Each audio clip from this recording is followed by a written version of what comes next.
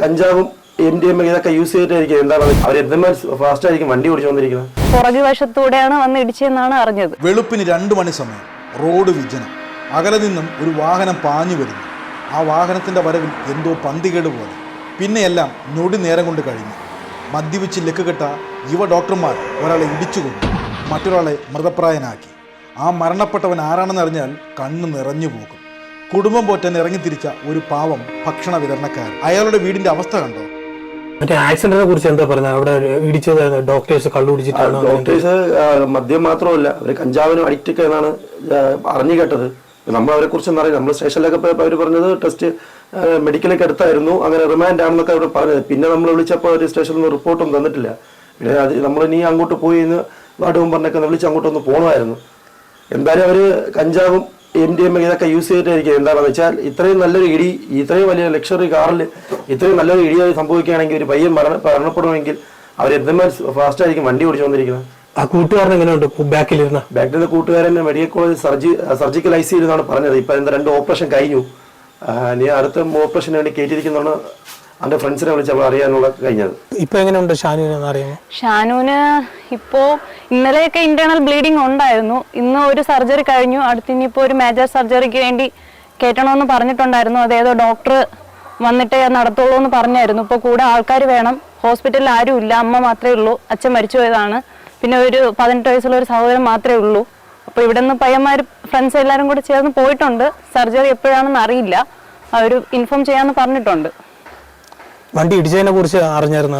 Doctors ആണ് മദ്യപിച്ചിട്ടാണ് ഇടിച്ചതെന്ന് അറിഞ്ഞായിരുന്നു. Over സ്പീഡായിരുന്നു എന്നും പറഞ്ഞായിരുന്നു.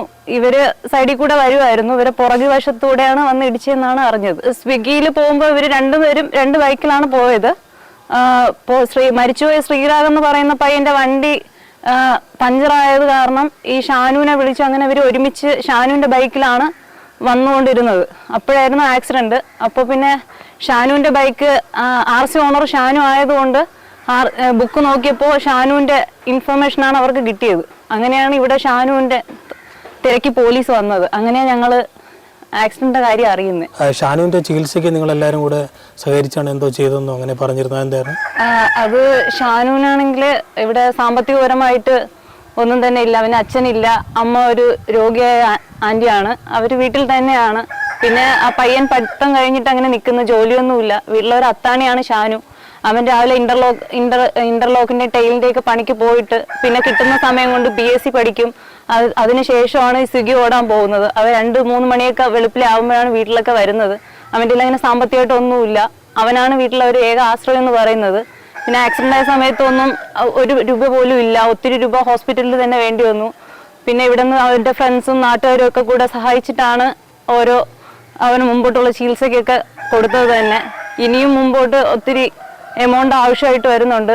ഈ മുള്ളോള വാർഡിലെ പാതിരോട് കോളനിയിലെ വളരെ സാമ്പത്തികമായിട്ട് വളരെ പാവപ്പെട്ട ഒരു വീട്ടിലെ കുട്ടിയാണ് ഈ പറയുന്ന ഷാനു ജോലി ചെയ്തിട്ട് അമ്മയും അനിയനെയൊക്കെ പോറ്റുന്നത് ഈ ഷാനു തന്നെയാണ്. അച്ഛൻ മരിച്ചു നേരത്തെ. അപ്പോൾ ഷാനു ജോലിക്ക് പോയിടത്താണ് ഈ ആക്സിഡൻറ്റ് നടന്നിരിക്കുന്നത്.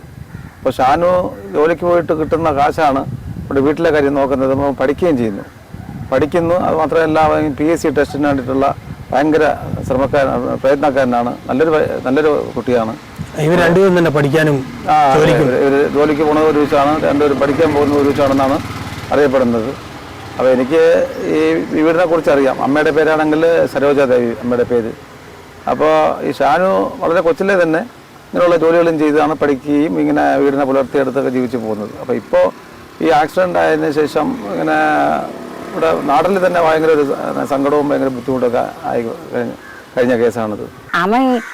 അവൻ 2 പേരും കൂടെ വീട്ടിൽ വന്നുകൊണ്ടിരുന്നപ്പോൾ ബാക്കിൽ കൂടി എന്നാണ് കാർ തട്ടി ഇടിച്ചത്. ഇടിച്ച് 2 പേരും ഡാക്ടർ പഠിക്കുന്ന പിള്ളേരാണ്. അപ്പോൾ അവർ ഇടിച്ചിട്ടിട്ട് ഉടനെ പോലീസിൽ ചെന്ന് ഹാജരായി. ഇവനെ കൊണ്ട് ആശുപത്രിയിൽ പോയി. ബാക്കിലിരുന്നവൻ മരിച്ച്. അങ്ങനെ ഇവരെ നോക്കാനും ഇവനെ ഞാനിരിക്കാനുള്ള ആൾക്കാരിൽ ആരും ഇല്ലാത്തത് കൊണ്ട് അവർ ഇവിടെ നിന്ന് പൈസകൾ പിരിച്ചാണ് ഇന്ന് പിള്ളേർ കൊണ്ടുപോയത്. അങ്ങനത്തെ അവസ്ഥ. അമ്മയ്ക്കാണെങ്കിൽ അമ്മ ഒരു രോഗി, കാല് മൊണ്ടലാണ്, നടക്കാനൊന്നും പറ്റില്ല. അച്ഛൻ്റെ ആൾക്കാരിലും ഇല്ല, അമ്മയുടെ ആൾക്കാരിലും ഇല്ല. അങ്ങനെ അവരുടെ ജീവിതം അങ്ങനെയാണ്. ഇവൻ പോയി ഒരു രാവിലെ പഠിക്കാൻ പോവും. പഠിച്ചിട്ട് വന്ന് സന്ധ്യയ്ക്ക് ഈ വീട്ടിലുള്ള ഓർഡർ ചെയ്യുന്ന ആഹാരങ്ങൾ കൊണ്ടുകൊടുക്കാൻ പോവും. അത് കൊണ്ടുകൊടുക്കാൻ പോവും. ആ പൈസ വാങ്ങിച്ച് വീട്ടിലും ചെലവ് നോക്കണം, അമ്മയെ നോക്കണം, അനിയനെ നോക്കണം, അനിയനെ പഠിപ്പിക്കണം.